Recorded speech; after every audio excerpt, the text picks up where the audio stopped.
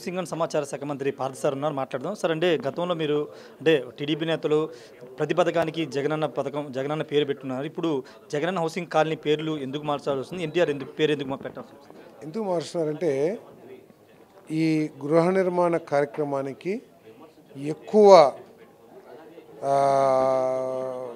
ఆర్థిక సహాయం కేంద్ర ప్రభుత్వం నుంచి రాష్ట్రానికి అందుతూ ఉంది.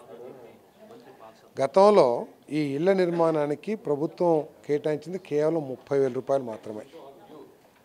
అంతకుముందు 14-19 కాలంలో చంద్రబాబు నాయుడు గారు ఈ గృహ నిర్మాణానికి రాష్ట్ర ప్రభుత్వ నిధులు 2.5 లక్షల రూపాయలు దానికి 2.5 లక్షల రూపాయలుగా కేటాయించి దానికి అదనంగా ఎస్సీ ఎస్టీలకి 50,000 నుంచి 1,00,000 రూపాయల వరకు కూడా అదనంగా చెల్లించేవారు.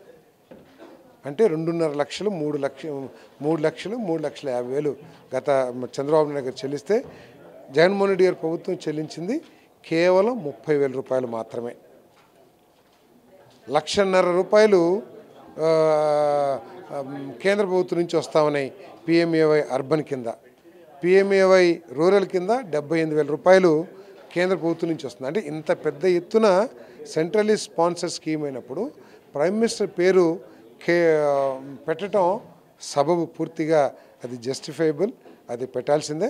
దానికి తోడు ఈ జాతికి, తెలుగు జాతికి స్ఫూర్తినిచ్చిన నాయకత్వం ఎన్టీ రామారావు గారు ఇచ్చారు. ఎన్టీ రామారావు గారి మూలంగా తెలుగువారి ఆత్మగౌరవం ప్రపంచవ్యాప్తంగా చాటబడింది. సో అందుకని ఆ మహానుభావుడి పేరు కలిపి పిఎంఏవై ఎన్టీఆర్ నగర్గా పేరు మార్చడం జరిగింది. మరి గత ప్రభుత్వంలో ఎగ్గొట్టిన డబ్బుల్ని కూడా ఇన్ఫ్రాస్ట్రక్చర్ ఏమీ చెల్లించుకోకుండా నివాసయోగ్యం కాదా అనే ఆలోచన చేయకోకుండా ఏదో భూములు సేకరించాం, మేము చేసేసామని చెప్పుకోవడానికి ప్రయత్నం చేసిన విధానంగా కాకుండా ఈరోజు వారు ఎగ్గొట్టిన ఇన్ఫ్రాస్ట్రక్చర్ డబ్బులు కూడా ఈ ప్రభుత్వం చెల్లిస్తూ ఉంది. అంతేకాకుండా ఆ కాలనీస్లో ఇన్ఫ్రాస్ట్రక్చర్ కూడా చెల్లించాలని చెప్పేసి నిర్ణయం తీసుకున్నాం.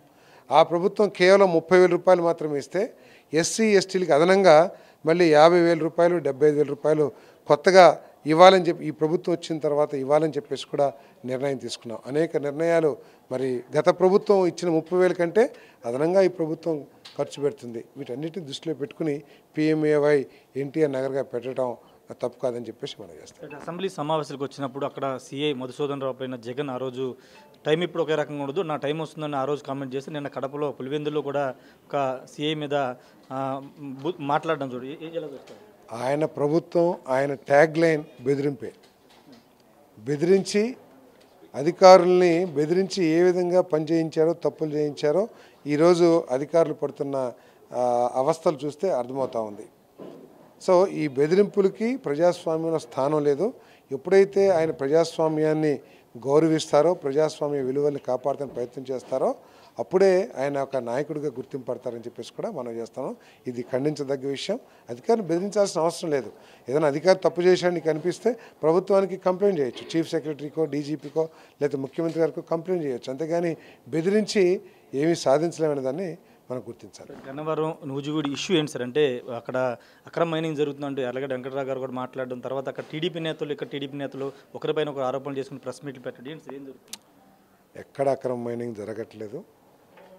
మిత్రుడు వెంకటరావు గారి అవగాహన లోపం కానివ్వండి, లేకపోతే తప్పు సమాచారం ఆయనకి అందటం మూలంగా కానివ్వండి, ఆ విధంగా మాట్లాడేయడం నాకు తెలియదు. కానీ అక్కడెక్కడ నూజివీడులో అక్రమ మైనింగ్ జరగట్లేదు. ఎవరైనా సరే పత్రికా విలేకరుల్ని ఆహ్వానిస్తాం. ఎవరొచ్చినా సరే అధికారపూర్వకంగా వారికి ఉన్న అనుమతులు మీకు చూపించి ఎక్కడ క్వారింగ్ చేస్తున్నారో కూడా మేము తెలియజేస్తాం.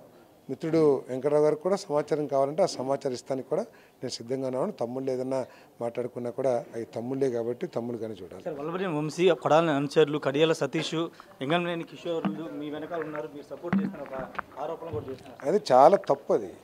అదే నేను చెప్పాను. అవగాహన లోపం కానివ్వండి, లేకపోతే తప్పు సమాచారం ఉండటం మూలంగా కానీ ఆయన అపోహపడి ఉండొచ్చు.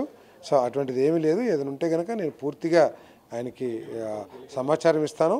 ఏదైనా అటువంటిది ఎక్కడా లేదని చెప్పేసి కూడా చాలా స్పష్టంగా చెప్తాను. Thank you sir. అలాంటిది ఏమి లేదని పార్థ సార్ చెప్తున్నారు. నూజివీడిలో ఎక్కడ అక్రమ మైనింగ్ జరగట్లేదు. ఒకవేళ సమాచారం కావాలంటే యార్లగడ్డ వెంకట్రావుకి ఇవ్వడానికి సిద్ధంగా ఉన్నామని చెప్తూ ఉన్నారు. అదేవిధంగా కడియాల సతీష్ కానీ లింగమనేని కిషోర్ వీళ్ళకి సంబంధించి కూడా కొంత అవగాహన రాహిత్యంతో మాట్లాడుతున్న తప్పించి ఏం లేదని చెప్తున్నారు. మరోవైపు జగన్ వ్యవహార శైలి మార్చుకోవాలి, అధికారంలో అదే విధంగా వ్యవహరించారు, ఇప్పుడు అదే విధంగా వ్యవహరిస్తున్నారని చెప్తున్నారు. పూర్తిగా జగనన్న హౌసింగ్ కాలనీకి సంబంధించిన విషయంలో పేరు మార్చడానికి ప్రధాన కారణం ఏంటంటే ఎన్టీఆర్ ఒక చిరస్మరణీయుడు, ఎన్టీఆర్ తెలుగు జాతికి సంబంధించిన వ్యక్తి కాబట్టి ఆయన పేరు పెట్టామని మంత్రి పార్థ సార్ చెప్తున్నారు. కెమెరా పర్సన్ ప్రసాద్తో రాయషార్ టీవీ, విజయవాడ. మరిన్ని వీడియోస్ కోసం ఛానల్ ని సబ్స్క్రైబ్ చేయండి. లేటెస్ట్ అప్డేట్స్ కోసం వాట్సాప్ ఛానల్ ని ఫాలో అవ్వండి. ఆ లింక్ డిస్క్రిప్షన్ లో ఉంది.